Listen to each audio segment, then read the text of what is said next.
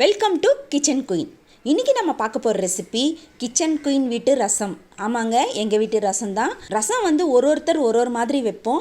இந்த மாதிரி நீங்கள் ரசம் வச்சு சாப்பிட்டீங்கன்னா உண்மையிலே ரொம்ப பிடிக்கும். எங்கள் வீட்டுக்கு வந்து நிறைய பேர் வந்து இந்த ரசம் நல்லா இருக்குது அப்படின்னு சொல்லி எனக்கு நிறைய பேர் பாராட்டிட்டு போயிருக்காங்க. அதனால தான் நான் அதே மாதிரி ரசம் இன்றைக்கி உங்களுக்கு செஞ்சு காட்டலான்றதுக்காக இந்த வீடியோ அப்லோட் பண்ணுறேன்.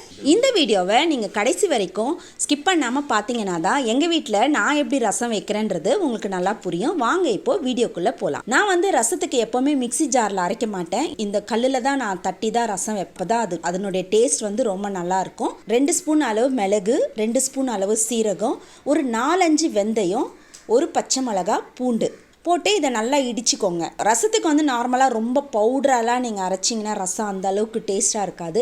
இந்த மாதிரி நம்ம எப்போவுமே குத்தி இந்த மாதிரி அம்மிக்கல்லில் அரைச்சி வைப்பாங்க பாருங்கள். அந்த காலத்துலலாம் அம்மிக்கல்லில் அரைச்சி வைக்கிற ரசம் வந்து ரொம்ப டேஸ்ட்டாக இருக்குதுன்னு சொல்லுவாங்க. என்கிட்ட அம்மிக்கல் இல்லை, அதனால் நான் எப்போவுமே இந்த கல்லில் தான் நான் குத்தி ரசம் வைப்பேன். இதோட டேஸ்ட்டே ரொம்ப நல்லாயிருக்கும்.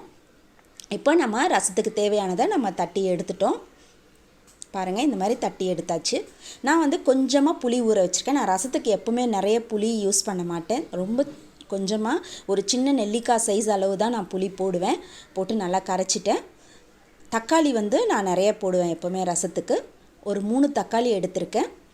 அதை வந்து நான் கையிலே நல்லா பிணைஞ்சி விட்டு நல்லா ஃபுல்லாக அந்த தக்காளியே தெரியாத மாதிரி நல்லா பிணைஞ்சி விட்டுருவேன். சில பேர் வந்து வேக வச்சு போடுவீங்க. ஆனால் எனக்கு அந்த வேக வச்சு போட்டு அந்த டேஸ்ட் எனக்கு என்னமோ அவ்வளோவா பிடிக்கிறதில்ல. இது எனக்கு பிடிச்சிருக்கு. அதனால் நான் எப்போவுமே இந்த மாதிரி தான் செய்வேன். நல்லா கரைச்சி விட்டுட்டு தேவையான அளவு தண்ணி ஊற்றி விட்டுருங்க. இப்போது கடாயில் ரசத்துக்கு கொஞ்சமாக எண்ணெய் ஊற்றலாம் போதும். கொஞ்சம் கடுகு பொரிஞ்சதும் 2 காஞ்ச மிளகாய் சேர்த்துருக்கேன். அதுக்கப்புறம் நம்ம தட்டி வச்சுருந்தோம் இல்லைங்களா ரசத்துக்கு, அதை எடுத்து அந்த மசாலாவை இதில் போட்டுட்டு கொஞ்சமாக பெருங்காயப்பொடி போட்டுக்கலாம். ரசம்னாலே பெருங்காயத்தூள் தானேங்க. பெருங்காயத்தூள் போட்டிங்கன்னா ரசம் நல்லா கமகமன்னு வாசனையாக இருக்கும். இந்த மாதிரி நீங்கள் வதக்கி வச்சிங்கன்னா ரசம் வந்து அவ்வளோ டேஸ்ட்டாக இருக்கும். இப்போது அது கொஞ்சம் மீடியம் ஃப்ளேம்லேயே வச்சு வதக்கிக்கோங்க, கருகி விட்டுறாதீங்க. நம்ம கரைச்சி வச்சுருந்தோம் இல்லைங்களா, அதை இதில் ஊற்றிடலாம். ஊற்றிட்டு இப்போ வந்து தேவையான அளவு உப்பு போட்டுக்கலாம். கொஞ்சமாக மஞ்சள் பொடி போட்டுக்கலாம். போட்டுட்டு நல்லா கலந்து விடுங்க. கலந்து விட்டுட்டு ரசம் வந்து எப்போவுமே கொதிக்கக்கூடாது. நுர கூடினோடனே இறக்கணும். அதே மாதிரி நிறைய பேர் வந்து கொத்தமல்லியை கடைசியில் தான் போடுவாங்க. நான் வந்து கொஞ்சம் மிடில் நான் வந்து கொத்தமல்லியை போட்டுருவேன். நான் அது அந்த மாதிரி போடும்போது அந்த கொத்தமல்லியோட வாசனைலாம் அந்த ரசத்தில் நல்லா இறங்கி ரசம் வந்து இன்னும் நல்லா சூப்பராக இருக்கும். பாருங்கள், நான் இந்த ஸ்டேஜ்லேயே வந்து கொத்தமல்லியும் கருவேப்பிலையும் நான் போட்டுருவேன். போட்டுட்டு நல்லா கலக்கி விட்டுருங்க.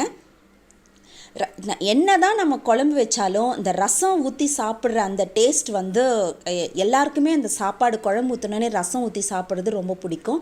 இந்த மாதிரி நீங்கள் ரசம் வச்சு சாப்பிட்டீங்கன்னு வச்சுக்கோங்களேன், ரொம்ப நல்லாயிருக்கும். நீங்களும் இதை உங்கள் வீட்டில் செஞ்சு பாருங்கள். உங்களுடைய ஃபீட்பேக்கை என்னுடைய கமெண்ட் பாக்ஸில் போடுங்க. நம்முடைய சேனலை சப்ஸ்கிரைப் பண்ணாதவங்க சப்ஸ்கிரைப் பண்ணிக்கோங்க. பக்கத்தில் இருக்க பெல் பட்டனை மறக்காமல் கிளிக் பண்ணிக்கோங்க. மீண்டும் உங்களை அடுத்த ரெசிபியில் சந்திக்கிறேன். அண்டில் தென் பாய்.